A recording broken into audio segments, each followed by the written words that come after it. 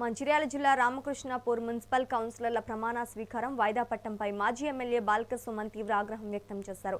మంత్రి వివేక్ వెంకటస్వామి ఒత్తిడితోనే అధికారులు ప్రమాణ స్వీకారాన్ని అడ్డుకున్నారని ఆయన ఆరోపించారు. కాంగ్రెస్ ప్రభుత్వం పోలీసులను అడ్డం పెట్టుకుని ప్రజాస్వామ్యాన్ని ఖాళీ చేస్తోందని, గూండాయిజంతో వార్డు సభ్యులను భయభ్రాంతులకు గురిచేయడం దురదృష్టకరమని సుమన్ మండిపడ్డారు.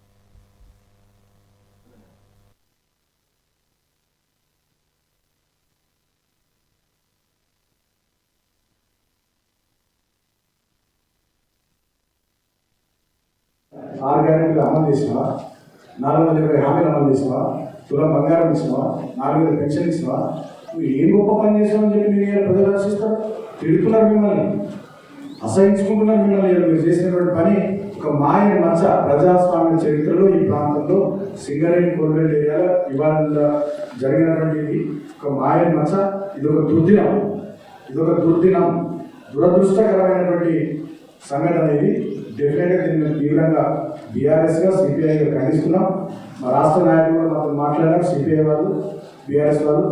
రేపు కూడా ఇదే రకంగా వీళ్ళని గొడవలు చేస్తే మీరు గట్టి ఉండాలి. మీకోసం రాష్ట్ర నాయకత్వం నుంచి ప్రతినిధులను పంపిస్తున్నామని సిపిఐ పార్టీ నుంచి, బీఆర్ఎస్ పార్టీ నుంచి రాష్ట్ర స్థాయి ప్రతినిధులు కూడా వస్తున్నాం. సరే, మేము కూడా పెద్ద ఎత్తున విజ్ఞప్తి చేస్తూ ఉన్నాం. ఇప్పటికైనా జిల్లా కలెక్టర్ గారికి, అదేవిధంగా జిల్లా మన రామగుండం పోలీస్ కమిషనర్ గారికి రేపు ఎన్నిక సజావులు జరిగే విధంగా అధికార యంత్రాంగం సహకరించాలి. లేకపోయినట్లయితే డెఫినెట్గా ఇక మీరు వాళ్ళు కుమ్మక్కైపులు చేసినటువంటి దుర్మార్గం చర్యగా ప్రజలు భావిస్తారు. ఖచ్చితంగా రాబోయే రోజుల్లో దీనికి ఎట్లా సమాధానం చెప్పాలో ప్రజలకు సమాధానం చెప్తారు. ఇవాళ జరిగినటువంటి సంఘటనల మీద కలెక్టర్ గారికి వినతిపత్రం ఇస్తున్నాం. అదేవిధంగా రామగుండం పోలీస్ కమిషనర్ గారికి వినతిపత్రం ఇస్తున్నాం.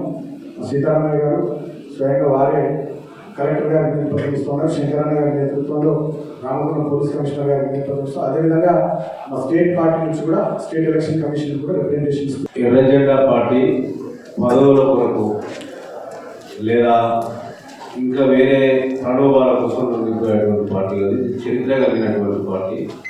ఈ నల్ల నేల పైన నెత్తులు నొండినటువంటి పార్టీ. దీని గల చరిత్రను ఎవరు చూసేస్తే పోయేటువంటి కాదు. ఇప్పటికైనా ప్రజాస్వామ్యాన్ని అపవాస్యం చేసే పద్ధతులు మానుకొని ప్రజలిచ్చినటువంటి తీర్పు కట్టుబడి మంచిది అనేటువంటి విషయాన్ని సందర్భంగా చెప్తాం. కోల్బెల్ట్ ప్రాంతంలో కమ్యూనిస్టు పార్టీ చరిత్ర కానీ, సింగరేణి కాంగ్రెస్ వర్కర్స్ యూనియన్ చరిత్ర కానీ ప్రజలందరికీ తెలిసినటువంటి, మీ ముందు కదిలాడుతున్నటువంటి చరిత్ర.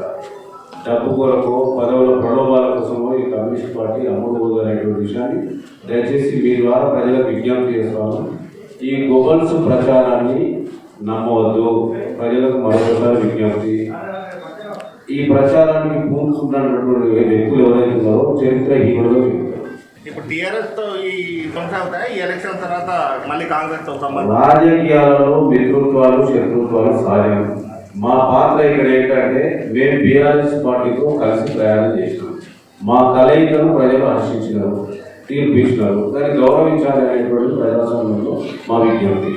ఎర్ర జెండా పార్టీ పదవుల కొరకు లేదా ఇంకా వేరే ప్రణోభాల కోసం నిలిపోయేటువంటి పార్టీ కాదు. చరిత్ర కలిగినటువంటి పార్టీ.